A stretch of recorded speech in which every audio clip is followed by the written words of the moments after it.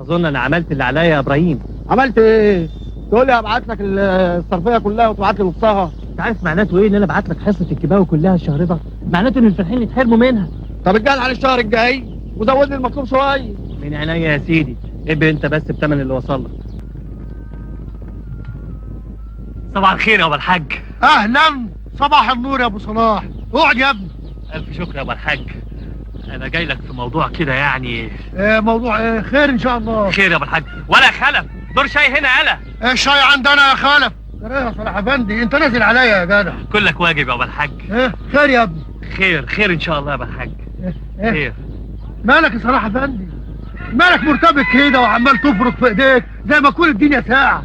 اصل بصراحه الموضوع اللي انا جاي لك فيه عايز تشجيع يا ابو الحاج. ومال؟ اشجعك. يعيش صلاح افندي، يعيش صلاح افندي. اتكلم يا ابني، خير. اصل انا جاي طالب شاف صلاح. شكرا يا ده خلف. المعلم خلف يا صلاح، ومن غير افندي كمان. بتقول انك طالب ايه؟ بطاقة الجمعية؟ لا يا ابو الحاج، انا جاي عشان تحديد ميعاد الفرح. واحنا في ديك الساعة لما نناسب زينة الشباب صلاح افندي. بتتكلم جد يا ابو الحاج؟ وجد كمان. طب الحق بقى اروح عشان افرح امي. وادي يا خلف شربات لي القهوه دي كلها يالا.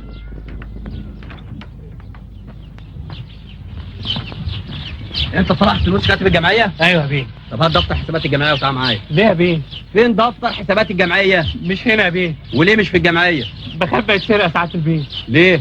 طب يلا معايا. ليه بس يا بيه؟ لا يا بيه، انا مش لوحدي يا بيه. بتتكلم في ايه؟ انا معايا شيخ البلد والوضع عطيه غفير الجمعيه. الكلام ده تبقى تقوله في النيابه. تعال معايا. نيابه؟ يلا.